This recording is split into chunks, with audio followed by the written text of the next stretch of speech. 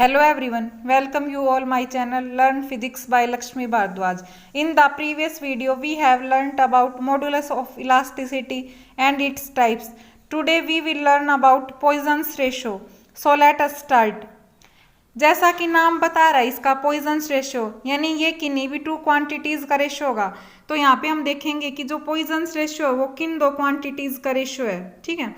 लेकिन उससे पहले हम स्ट्रेन को डिस्कस करते हैं। स्ट्रेन क्या थी कि किसी भी ऑब्जेक्ट पर जब हम डिफॉर्मिंग फोर्स लगाते हैं तो जो उसके डायमेंशंस में यानी उसकी जो शेप कन्फिग्रेशन है उसमें जो चेंज आता है और अपॉन में क्या जो उसकी ओरिजिनल कन्फिग्रेशन थी, ठीक है, ये स्ट्रेन थी। और स्ट्रेन तीन टाइप्स की डिस्कस की थी हमने, longitudinal strain, volumetric strain and sharing strain. Longitudinal strain क्या था कि जब किसी भी ऑब्जेक्ट पर जब हम डिफॉर्मिंग फोर्स अप्लाई कर रहे थे तो उसकी जो लेंथ है उसमें चेंज आ रहा था। तो लॉन्गिट्यूडिनल स्ट्रेन किस किस चीज का रेशियो था, change in length upon original length, ठीक है। ऐसे ही वॉल्यूमेट्रिक स्ट्रेन क्या था, change in volume upon original volume. और शेयरिंग स्ट्रेन क्या था, जब ऑब्जेक्ट के ऊपर हम डिफॉर्मिंग फोर्स लगाते हैं तो जब उसकी सिर्फ शेप में चेंजेस आए विदाउट चेंजिंग इट्स वॉल्यूम, ठीक है, तो वो क्या था, शेयरिंग स्ट्रेन। तो यहाँ पे पॉइजन्स रेशियो में हम टू टाइप की स्ट्रेन यूज करेंगे। First one is longitudinal strain and second one is lateral strain. तो जैसा कि हमने डिस्कस किया, लॉन्गिट्यूडिनल स्ट्रेन क्या है, जब किसी भी ऑब्जेक्ट की लेंथ में चेंजमेंट हो, ठीक है, यानी वो लेंथ इंक्रीज हो या डिक्रीज हो।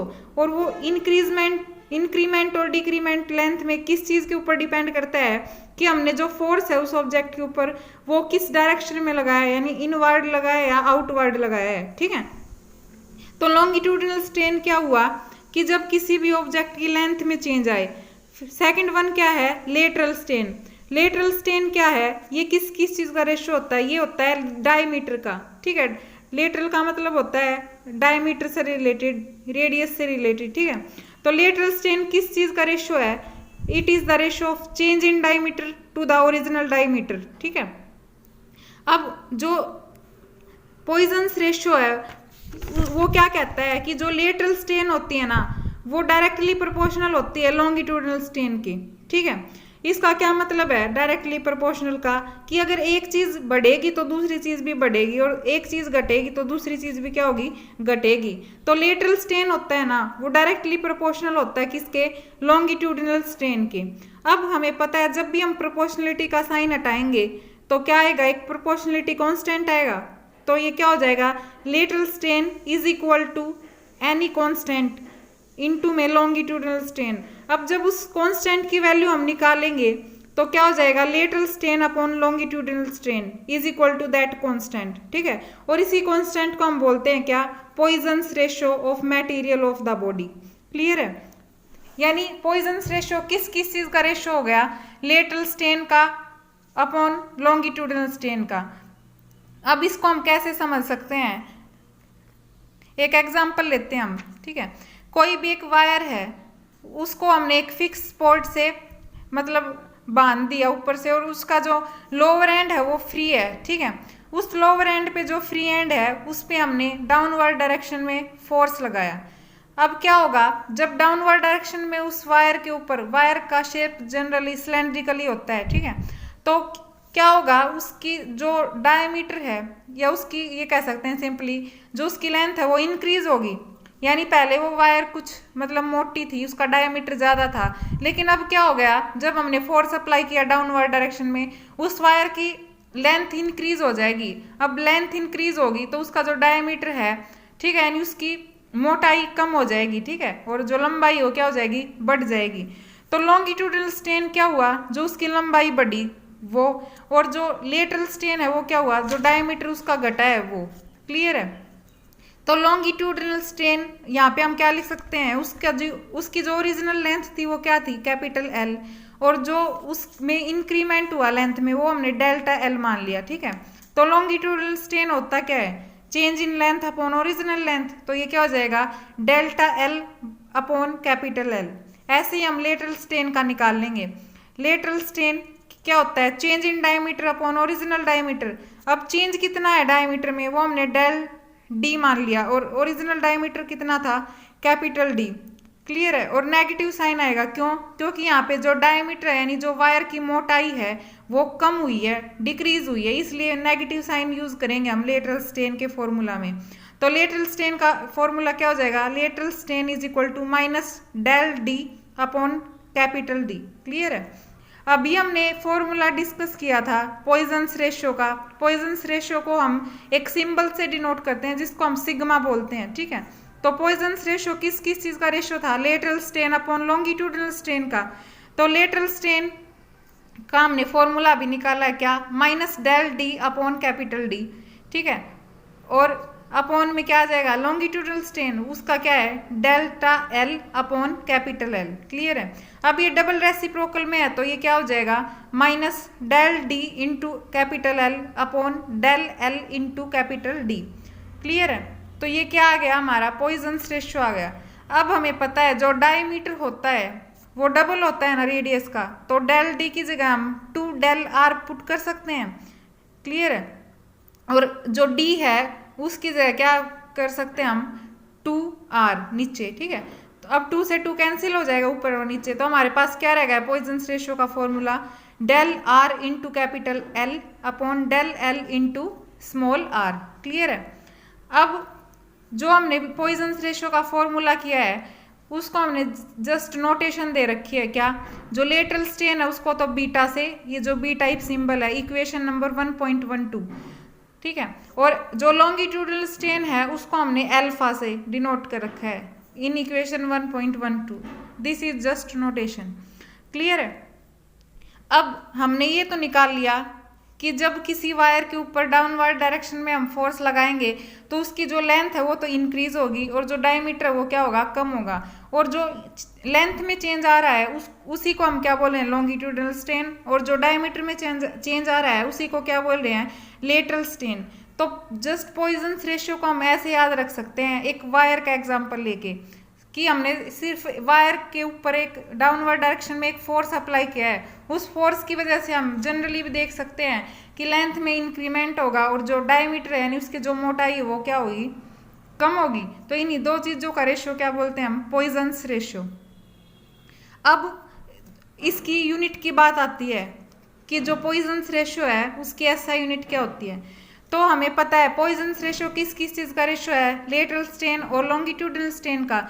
और स्ट्रेन हमें पता है कैसी होती है, एक यूनिटलेस और डायमेंशनलेस क्वांटिटी होती है। क्यों? क्योंकि strain is the ratio of change in dimension upon original dimension. तो जो भी डायमेंशन होगा उसकी यूनिट आपस में ऊपर नीचे कैंसिल आउट हो जाएंगी, इसलिए जो स्ट्रेन होती है चाहे किसी भी टाइप की हो, that is a unitless and dimensionless quantity. इसलिए पॉइजन्स रेशियो है वो भी क्या हो जाएगा, एक यूनिटलेस और डायमेंशनलेस क्वांटिटी हो जाएगा। क्लियर है। अब जो पॉइजन्स रेशियो है एक कांस्टेंट ही तो है, ठीक है, जिसको हम सिग्मा से डिनोट कर रहे हैं। अब ये किसके ऊपर डिपेंड करता है, ये नेचर ऑफ मटेरियल के ऊपर डिपेंड करता है। जैसे मॉडुलस ऑफ इलास्टिसिटी भी नेचर ऑफ मटेरियल के ऊपर डिपेंड कर रहा था ना, वैसे ही जो पॉइजन्स रेशियो है वो भी नेचर ऑफ मटेरियल के ऊपर डिपेंड करता है। ठीक है। अब एक तो हमने रबड़ की वायर ली है, ठीक है, जब उसके ऊपर हम डाउनवर्ड डायरेक्शन में फोर्स अप्लाई करेंगे तो उसकी लेंथ में डायमीटर में कुछ चेंज होगा। ऐसे ही अगर हम किसी मेटल की वायर लें तो मतलब डिफरेंस तो आएगा ना, जो लेंथ में इंक्रीमेंट और डायमीटर में डिक्रीमेंट होगा उसमें। तो इसलिए जो पॉइजन्स रेशियो है वो किसके ऊपर डिपेंड करता है, नेचर ऑफ मटेरियल के ऊपर, कि हमने मटेरियल क्या लिया है। ठीक है। अब मोस्ट ऑफ द सब्सटेंसेस के लिए जो सिग्मा है उसकी वैल्यू 0.2 से 0.4 के बीच लाई करती है, यानी इसको हम ये कह सकते हैं ये प्रैक्टिकल वैल्यू होती है, यानी जो एक्सपेरिमेंटली मिलती है ना वैल्यू हमें पॉइजन्स रेशियो की, वो किस किस के बीच लाई करती है, जनरली 0.2 से 0.4 के बीच। क्लियर है। और जो थ्योरेटिकल वैल्यू होती है वो -1 से 0.5 के बीच लाई करती है। क्लियर। अब एक ऐसी बॉडी लेते हैं जो परफेक्टली इनकम्प्रेसिबल है, यानी जिसको हम कंप्रेस नहीं कर सकते। ठीक है। तो उसके लिए पॉइजन्स रेशियो की वैल्यू क्या होगी वो देखते हैं हम। तो इसके लिए हमने उस जो वायर है ना उसकी ओरिजिनल वॉल्यूम मान ली, क्या, क्योंकि वायर को हमने एक सिलेंड्रिकल बॉडी मानना है ना, तो वॉल्यूम ऑफ सिलेंडर हमें पता है क्या होता है, πr²h। ठीक है। h क्या है, लेंथ या हाइट ऑफ दैट ऑब्जेक्ट। तो यहाँ पे हमने लेंथ कैपिटल एल मान लिया, तो वॉल्यूम क्या हो जाएगी ओरिजिनल वॉल्यूम वायर की, capital V is equal to pi r square l. Clear. अब हम दोनों साइड क्या कर देंगे, डिफ्रेंशिएट कर देंगे इसको। तो ये जो डेल होता है ये चेंज के लिए ही यूज करते हैं हम, ठीक है। और डिफ्रेंशिएट का मतलब भी होता है कि किसी क्वांटिटी को हम किसी के साथ वेरी करवा रहे हैं, किसी अनदर वेरिएबल या किसी अनदर वैल्यू की रिस्पेक्ट में, ठीक है। तो यहाँ पे जब हम डिफ्रेंशिएट करेंगे v is equal to pi r square l को, तो क्या हो जाएगा, लेफ्ट हैंड साइड में डेल v आ जाएगा is equal to pi, right hand side में पाई कांस्टेंट है, इसको बाहर ही रख लेंगे डिफ्रेंशिएशन से। बच गई क्या हमारे पास, टू टर्म्स बच गई, आर स्क्वायर और एल। पहले हम आर स्क्वायर का करेंगे, तो आर स्क्वायर का डिफ्रेंशिएशन करेंगे तो क्या हो जाएगा, पहले पावर सोल्व होगी आर स्क्वायर की, तो क्या हो जाएगा 2r, और फिर r का करेंगे तो डेल r, ठीक है। डेल का मतलब है कि हम r को डिफ्रेंशिएट करें, यानी उसमें कुछ चेंज हो रहा है। और इनटू में जो l है वो एज इट इज रखेंगे, क्योंकि यही होता है ना, जब हम टू क्वांटिटीज जो मल्टीप्लाई में है उनको डिफ्रेंशिएट करते हैं तो एक को एज इट इज रखते हैं और दूसरी का डिफ्रेंशिएशन करते हैं, ठीक है। अब देखो आर स्क्वायर और एल मल्टीप्लाई में तो इनके बीच में प्लस का सिंबल आएगा, ठीक है, प्लस का साइन। अब देखो आर स्क्वायर का तो हमने कर दिया, अब आर स्क्वायर को एज इट इज रखेंगे और एल का करेंगे तो ये हो जाएगा डेल एल, ठीक है। अब हमें पता है एक परफेक्टली इनकम्प्रेसिबल बॉडी के लिए उसकी वॉल्यूम में तो कुछ चेंज आएगा ही नहीं, क्योंकि वो कंप्रेस ही नहीं होगी, ना तो वो एक्सपेंड हो रही है ना कंप्रेस हो रही है, तो यानी उसकी वॉल्यूम एक तरह से कांस्टेंट है, यानी उसकी वॉल्यूम में कुछ चेंज आ ही नहीं रहा। तो जो डेल वी है यानी चेंज इन वॉल्यूम वो जीरो होगा, तो del v is equal to zero, ठीक है। अब जो राइट हैंड साइड है del v is equal to pi into 2r del r l plus r square into del l, ठीक है। इसको हम जीरो के इक्वल पुट कर देंगे, तो यहाँ से क्या हो जाएगा, लेफ्ट हैंड साइड से हम स्मॉल r को कॉमन ले लेंगे, ठीक है। तो उस साइड जाके वो क्या हो जाएगा, जीरो हो जाएगा, ठीक है। और ऐसे ही जो पाई है इंटू में वो भी जीरो की साइड जाके क्या हो जाएगा, जीरो हो जाएगा। तो हमारे पास क्या रह गया, r इंटू डेल एल, ठीक है, प्लस और ये जो उस साइड जाके ये क्वांटिटी क्या हो जाएगी, माइनस क्या हो जाएगी, तो क्या हो जाएगा -2l into del are. Clear है। अब देखो जो वेरिएबल क्वांटिटीज थी उनको हमने एक साइड कर लिया, तो क्या हो जाएगा del r into l upon में डेल एल इंटू आर, ठीक है। और उस साइड क्या रह जाएगा 1/2। क्लियर। तो सिग्मा की वैल्यू क्या आ गई हमारे पास, हाफ आ गई। तो यानी हम ये कह सकते हैं कि परफेक्टली इनकम्प्रेसिबल बॉडी के लिए जो पॉइजन्स रेशियो की वैल्यू क्या होगी, हाफ होगी। क्लियर है। तो maximum value of Poisson's ratio is 1/2। तो ये हमारी वीडियो थी पॉइजन्स रेशियो की। अगर आपको इसमें कोई भी डाउट हो तो आप कमेंट बॉक्स में लिख सकते हो। Thank you.